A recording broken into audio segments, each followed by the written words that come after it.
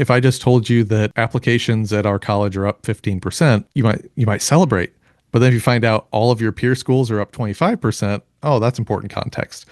In today's episode, I have Visiting Artisan. Let's see how innovation meets artistry as we forge something extraordinary together. You are listening to the Innovation Forge, the #1 podcast on adaptive enrollment management, exploring the data, marketing, and strategy that fuels higher education. Here's your host, David Dysart.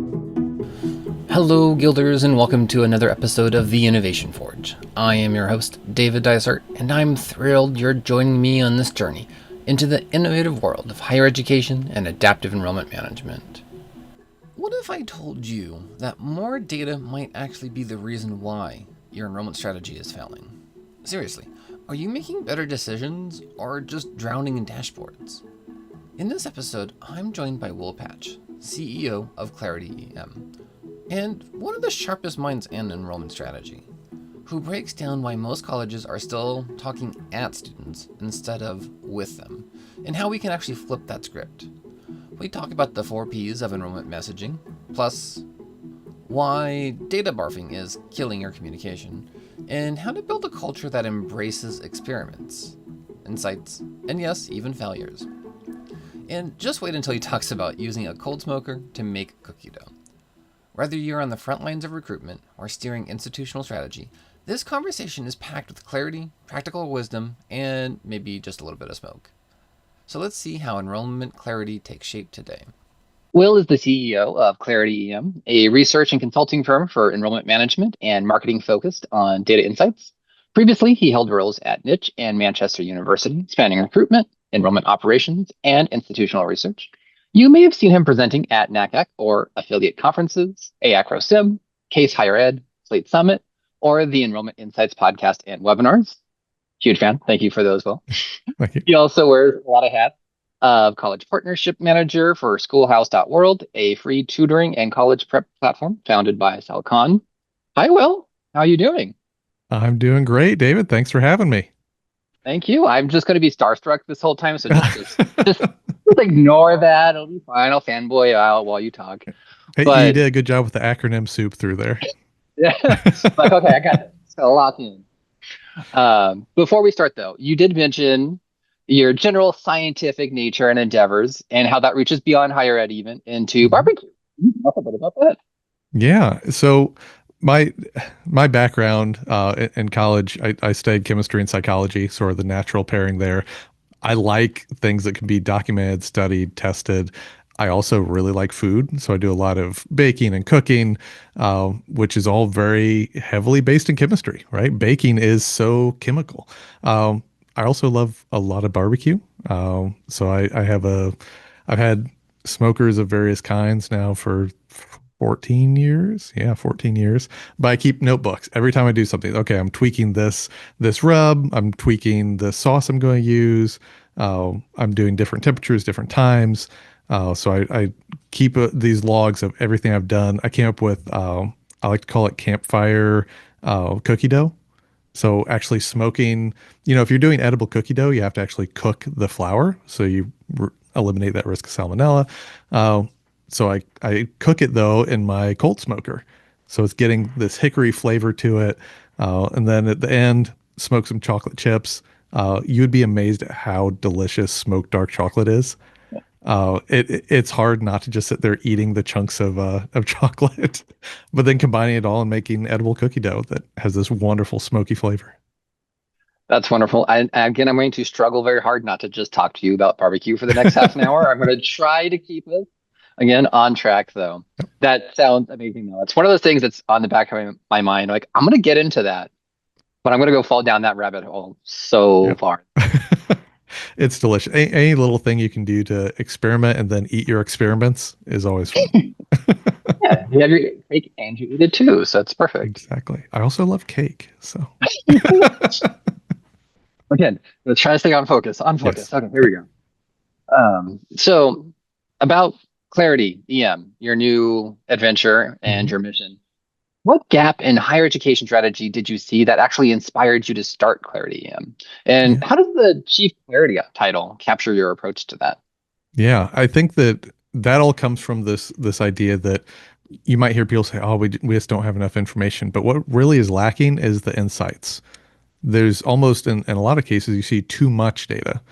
All right, you're just throwing all these things out. Think about all the information you have about every individual student.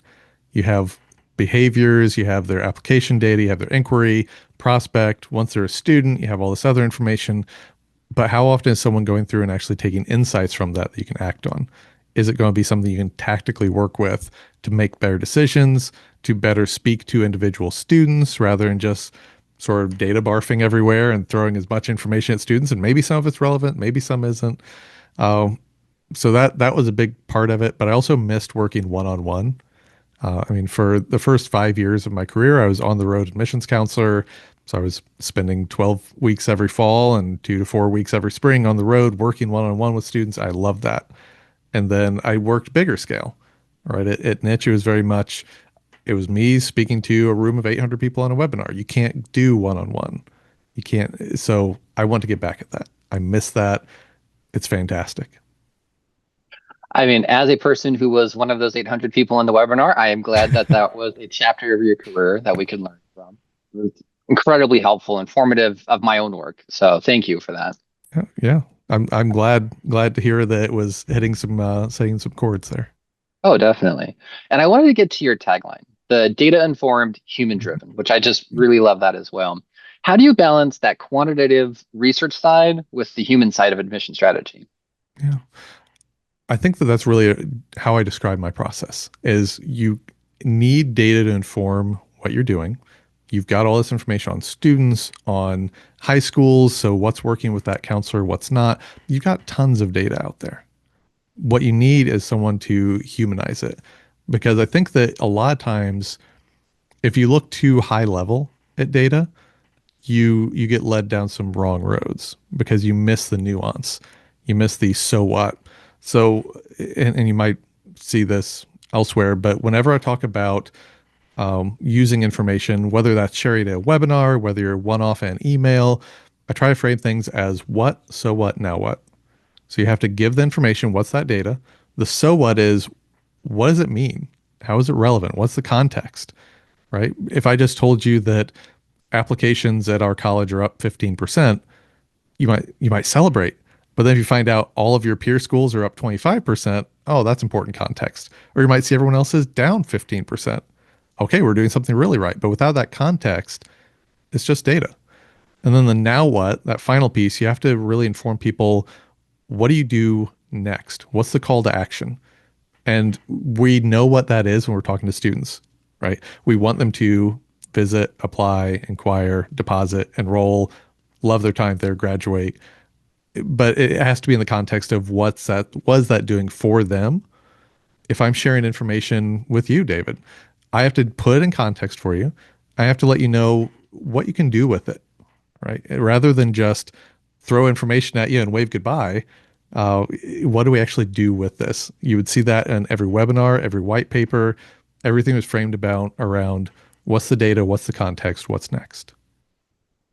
I love that. And the moving from data to insight is a central theme of your work, Mm-hmm. obviously. What do you see as the most common barriers that campuses Mm-hmm. actually face when trying to make that leap into insight? Yeah. Two things. I think they're tied very closely together. It's personnel and time. Either you don't have the people who are the right fit for doing that type of work to dig deeper into it, um, or you do, and they just don't have the time to do it. Because if you're going to put, let's say you have someone in your office who is great at digging in and finding the nuance in the data and giving this information. Okay, if they're going to be working on that, what are you pulling them off of? We don't all have limitless time. You're not going, I mean, do you want to work 60, 70-hour weeks? I hope not. So Yeah. it's you have to have the people. And I think some of the key traits, you need people who are inquisitive, who are comfortable in finding the data, playing with the data, slicing the data, and then being able to gut check it too. Because you can start working things and get really excited. Oh, here's some results. But if you aren't gut checking and making sure, okay, does this actually make sense? Am I pulling the right information the right way? It's the same thing. I've got a 9-year-old and a 7-year-old. I'm telling them when they're doing math problems and word problems, You always have to, your last step has to be gut check. You know, does this answer logically make sense? Because you might say, well, I did everything right and just assume it's all good. But if you say 5 times 5 is 7,400, you will see kids turn in work like that, right? And you'll see adults turn in work like that because you don't gut check it. That is such a critical piece that is just easy because you do have an infinite to-do list. So Mm-hmm. trying to take the time to gut check it and like, does this make sense? Is this real? It's hard to carve out, but it is so critical because Oh, there's so many absolutely. things. Yeah. So, David, if someone comes to you and says, I want you to run a report and give me this information, you can do that. But if there's one variable wrong in that report, you can give them information that, yep, everything looks good, but everything's wrong because of that one little thing. So, you always have to have that gut check at the end. So that 73rd filter always tricks you up I in that slate know. report. But you can't just have 72 or it's not going to No. be, yeah. What's the pizzazz of a 72 filter report? Like, come Yeah. on I mean, now. everyone could do that, right? Yeah. We're a slate. So another thing I wanted to talk about was your 4P of enrollment marketing messaging. So Yep. kind of switching to that here. That framework is so clever and it's actual practical too. How have institutions responded to when you help them identify and reduce pointless messages? Yeah.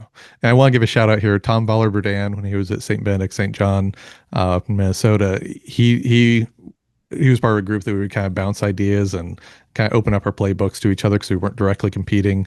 And he talked about the 3 Ps, and so that's kind of where this comes from. You need the personalized and relevant information for students. You need the process-based things. They need to know what needs done. You have to have a promotional, especially early. You need to talk about yourself and be comfortable talking about yourself in ways that make sense. But when I was secret shopping, and this has come across for years now, unfortunately, there was a fourth area where you'd get things like, hey, just checking in that don't fit into any category. Or, they're telling you about a major you didn't ask about. And so you have this other category of the pointless messages that's a message either for just noise or a message that shouldn't have been sent. It was sent on accident. Uh, I think the hard thing is you have to be direct and realistic about it. That exists. Everybody is well-meaning when you build out your comm flows. No one's going in saying, I'm just going to plug in as much as I can. Who cares if it means anything? It's going to happen, right? Everybody has these pointless messages in there. So being able to talk to people about it and realize that this is not a unique thing that's only they're having. Um, I think if you're doing an internal audit and you come across these, you can't be rude about it and just jump in and say, "Oh, this is garbage." It's, "Hey, I think I see what you were going for here. Can we do something else to add some value?" If it is just a, "Hey, just checking in," okay, let's cut that. I think that comes from a place of, well, if we don't keep talking to the student, and at this point, it's almost talking at the student. If we don't keep doing that, they're going to forget we exist. So let's instead, okay, if you want to send a message this week, it doesn't have to be a text saying, hey, just checking in, how are things going?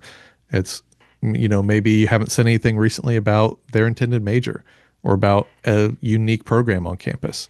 Let's instead reach out and say, hey, I just want to check in, make sure that you were still interested in the biology program. We had this really cool thing where students were out working in the local stream this week and wanted to share some of that with you. It's still you're checking in with them, engaging that interest, and maybe they respond and say, oh, I was actually thinking of this other major. Or they see this and they get really interested. They can picture themselves wading through a stream, taking samples, but it's adding value to them now. And I love that piece of being able to add value to every touch point is so important. So you're not Hmm. just noise in your inbox Yes. because, like you said, every institution is sending those kinds of emails that are just noise and not doing anything to serve the student on their Yeah. journey. So I love that piece. Yeah, it is. And I'm a big advocate for pulling double and triple duty with messages. So maybe it is about financial aid, but then you're also walking them through the visit process or the application process or the next, like it doesn't have to be an email just telling them to visit or email just telling them to apply or email just about financial aid. What else can we tie in with it? Mhm. Yeah, just richer communications that the student can Yes. actually latch onto. And it's not like, oh, Yep. here's the fourth visit our institution email I got this week Yep. because that season. Yep. And you mentioned your secret shopping, which has always been another favorite of mine. and your work with senior communication flows. Mhm. What surprised you most about how institutions communicate with students and families? Yeah. I think to me, and this is maybe because I've been doing it for what, 9 years or so now. Um, I'm amazed at how much noise there still is. And I had to write this down so I wouldn't get the numbers wrong.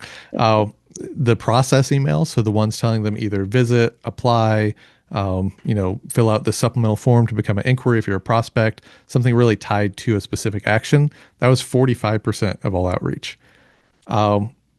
That to me is a big miss because we're talking to an inquiry in this case. A student who has raised their hand said, I'm interested, I have questions. They're inquiring. And yet almost no one responded to those questions. It was very much focused on what the university wanted from the student, not what the student needs and wants from the university. 20% were personalized and relevant. So that was a plus, but I would still like to see that as more of the 40 to 50% of all communication. Promotional emails, 19%. So you have a fair amount, but especially if this is an inquiry, you know, talk about yourself. That's something that they're okay with. Show those proof points of students talking about their wonderful experiences on campus. Bonus points if it's someone from their area, even that they can relate to, someone in their major, things like that. But then 16% of them fell into that pointless category. So that should be a zero. There should be none of those. There's always going to be some. Everyone means well, but it's just going to happen. Maybe a filter was set up wrong, and you send that business student something about your art program, which happened. Uh, so, which is okay. It's going to happen, but try to minimize it, or just the hey, just checking in, or that type of message. There's so much emphasis on the actions the college wants the student to take and not so much about the student. It's not a dialogue at that point, it's a monologue.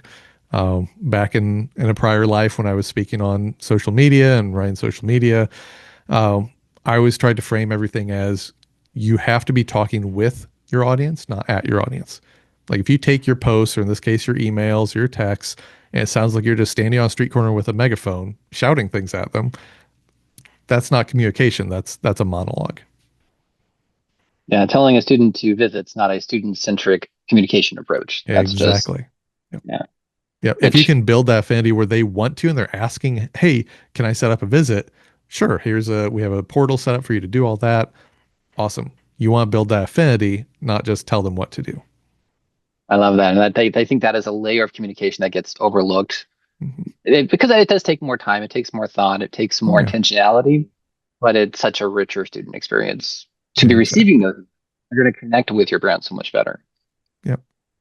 And when you compare Comflows actually across the different types of colleges, though, what key Mhm. patterns or missed opportunities are you seeing there? I think first off, the number one thing, uh, there were a surprising number of colleges who did not have an inquiry form, or those who did not respond to the inquiry. Uh, that was a big one, especially for regional publics and two-year institutions, where that's an easy first step. Just have an inquiry form. My sort of baseline is look at your top landing pages. If you don't have something in the header or the sidebar somewhere where someone can easily inquire, easily raise their hand and ask for more information, that's a missed opportunity. When I have to either use internal search or Google to try and find the inquiry form, students aren't going to take that kind of time. And I mean, I know the lingo, and I know because I've done this for 16 years. So it's something that, yeah, I can navigate a website, but how about a 16-year-old? Are they going to spend 10 minutes trying to find your inquiry form? No. Uh, so that was the sort of high level is have an inquiry form, make it easy to use, collect just enough that you can collect some supplemental forms and keep adding rich information to the experience. Awesome. In terms of individuals, types of institutions, your privates in general, we're sending too much information, too many emails, too many texts, too many phone calls. Pare it back a little so you can have more sort of value density. When we're looking at the public flagships, they sent almost nothing. There's a very heavy reliance on their brand because if you think of public flagships, you probably could name almost every one. because they've got this massive brand. If you watch football, if you watch basketball, I mean, there's free advertising. Well, it's not really free, but there's extra advertising there. uh, when we think about that, there's yes, you have to rely on some of that, but also make the students feel special. Uh, when we look at who sent the most relevant information, it was the public flagships and online colleges. They did a good job speaking to the interests the students stated. What's the major? What extracurriculars are you interested in? Tell me about the location and sort of the campus, the community you're in, financial aid information. Let's speak to the most relevant things. And overall, the regional publics way over indexed on the process. Visit, apply, visit, apply. There was a college that sending at least one email a week. Every other one was visit, apply, but just alternating back and forth multiple times. So you would have 40, 50, 60 emails just telling you to visit, apply, but with no reason why to. Yeah, I just had Tristan Divany on, and he did like a kind of a secret shopping with inquiry forms, and he was Hmm. talking about having to get 3+ clicks in to just find an inquiry form. Yeah. And again, it's just those processes that aren't thought about, but is so detrimental to the student experience. Being able to just make things easy and frictionless is so Hmm. important because you're one of many colleges on their search list, and making them search through an internal system to find an inquiry form, it's Yeah. just not going to. Nope. It's don't make it too hard. Don't ask for too much up front because you can always collect it later. Yeah, It's the same thing I say with applications. If you're asking for 100 things on application, you cannot possibly use all those to make an admissions decision, right? Ask what you need now, and then collect the rest later on. Supplemental forms, conversations. There's a lot you can do to keep building up a rich profile. 100%. And then so much interesting work done. And if you listen to the podcast, there's a lot of people doing that kind of work, which I Hmm. think is really interesting. Yeah. But for campus teams who are just starting to build that kind of data literate culture, what are the first steps to help them move beyond tactics like emails and travel towards true long-term strategy? Yeah.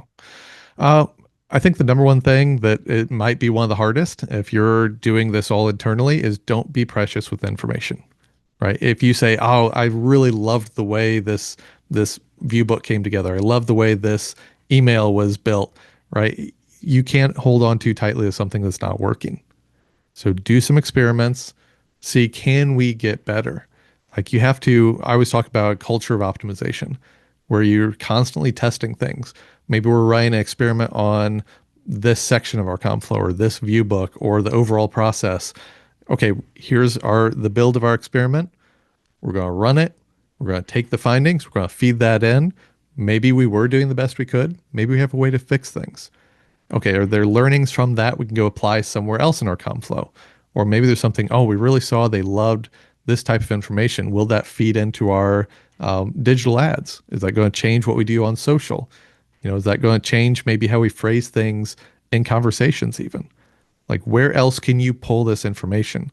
So, having that culture where you're learning things all the time, sharing it not just internally, but elsewhere on campus, you'd be amazed how much you can learn from your advancement office, from faculty, I mean, go speak to people all across campus and share this information. Whether it's once a month, you get together for half an hour or an hour, and someone shares something they learned from an experiment. That's building this culture up where you're learning from each other, you're constantly testing. It's okay to kill things. We're really bad at stopping things, but we're really good at doing more things. Whether that's we're going to add this new tool, we're going to add this, all these things take time and resources. And it has to be okay to kill off the things that aren't working. And And it again, that gets takes, back to being precious, right? You don't want yeah, to stop doing something that you have this emotional investment in. and just the courage of trying something different Mhm. and riding the waves of, okay, maybe we shouldn't have stopped that, but now we've learned and we know the value of it, or we were able to pivot to something that is actually better. It takes a Mhm. lot of courage to do, and not being too precious about the sacred cows that are in your processes. Yes. Yep. It is, it takes time and it takes the right people and it takes the buy-in at the higher levels that, we're going to test really blowing up this thing. And they have to be okay with that. They have to be okay with failure. If there's a culture of not being okay with failure, it's really hard to optimize. Yeah, that's not a place where innovation can grow. Yes. So many wonderful takeaways from the interview. Thank you for sharing with us. Before Mhm. we wrap up, though, the artisan leaves their mark in the Smith signature. I'll ask a few quick rapid fire questions so you can stamp your personal homework on today's conversations. Mhm. So, what's one tool, digital or otherwise, that you rely on daily to keep your work running smoothly? It might sound silly, but Grammarly, being having someone who can someone who checks my work, double checks my writing style, make sure that it's fitting. That's really helpful. I think that I miss having a copywriter, having someone an editor who can go in and check work before it's published. So it's very helpful. Yeah, doing the podcast, all that stuff alone. It is having that AI Yes. just to kind of like, am I making any sense at all? Yep. Is so helpful. And what's caught your attention and sparked creativity or innovation for you recently? Uh, for me, I'll it's a lot of going out and seeing what other people are doing. So NACAC, for example, just got back from NACAC last week. The conversations there, both in and out of sessions, really got me thinking about, okay, how can I tweak this? So I reworked the format of my newsletter, for example. That was good. Had some good conversations that led me wanting to relaunch a podcast. So okay, some framing and creativity that goes into that. But, Definitely. And if you could just recommend one book, article, or podcast episode to someone looking to improve or innovate in higher ed, what would it be? one that I cannot recommend enough. I'm assuming there may be a second edition by now, but this is a book I read when I first moved from teaching into the world of admissions. Let Them Eat Cake by Pamela Danzig. I think I always want to say Danziger, but Danzig. Um, the idea is it's a book about luxury marketing, which might not. Okay, what's he talking about here? It's the idea that there are when we talk about luxury goods, there are cheaper, more accessible replacement items for these things, right? Whether you drive a Kia or a Maserati, you can get from point A to point B. Why do people buy up? It's the way you make them feel, it's the way you talk about it, it's how do you add value to something. And you see that in education too, right? What's the difference between a 2 year degree and a 4 year degree? Like we internally know the difference, but how do you communicate those differences? How do you talk about if you're a very expensive institution in the Northeast, for example, how do you talk to a kid from the Midwest who is surrounded by much cheaper options? What's the value in going there? So that one, yes, people might say, well, what's the relation there? There is so much crossover when we talk about education and luxury marketing. I love that. That's great. Yeah, there's a lot more connections than what you might think. Oh yeah, yeah, If you could change one thing today about way institutions find, enroll, and support students, what would it be? yeah. Uh, I would want them to sort of cut out a lot of the let's go huge funnel prospecting. We're going to buy a million names and just send the same cookie cutter postcards to everybody. Let's make it more relevant. Look for more inquiry sources. How do we find the students who we can entice and build that affinity with? And so instead of this wide mouth funnel, we're getting much, much tighter so that you can work more individually, get to know students. This is harder with bigger institutions, I know, but the more you can do to make everything relevant, speak individually to students rather than at scale, it's just a better experience for them uh, and the students start feeling more supported rather than just marketed to. I love that. And if listeners wanted to connect with you about what you talked about today, where is the best place to message you and find you online? Yeah. I'll add it to the note. Yeah. So you can find me on LinkedIn. Not a lot of people with a name that's a verb. So that's pretty easy. You can email me at will@clarity-em.com. You can also learn more about Clarity at clarity-em.com. Yeah, just connect with me. Let's have a good conversation. I love conversations like this because I get to learn something as well. So Fantastic. And thank you so much for taking the time to share your experience and insights with us. Your journey and expertise have shown me, and I know the audience a lot. And thank you for joining me on the show. Yeah, I really appreciate it, David. Thank you. All right, this is the part of the show where we slow it down and sketch it out. Welcome to the Blueprint Breakdown, where we pull the biggest lessons, frameworks, and takeaways from today's conversation and lay them out step by step. Think of this as your cheat sheet for a smarter, more human enrollment strategy. Here are the 5 big takeaways. Insight is greater than data. Most institutions already have more student data than they already know what to do with. The real value comes from translating that data into actionable insights that inform personalized, meaningful engagement. Talk with, not at students. Too much enrollment comms is still built around what institutions want from students.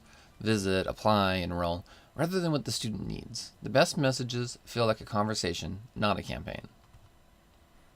Build a culture of optimization. Campuses need to embrace experimentation, share learnings across departments, and not be precious about legacy tools or tactics. What worked 5 years ago may be holding you back today. And make the first step easy. Whether it's an inquiry form, application, or visit sign-up, your enrollment funnel should be frictionless. Burying important actions behind clunky menus or extra clicks loses students before you even talk to them. And those are your blueprints from Will Patch. Insightful, actionable, and designed to help you create enrollment strategies that are both smarter and more student-centered. Stick around, or rewind if you want to take some notes. And if you're finding this helpful, share it with a colleague who could use some enrollment clarity too.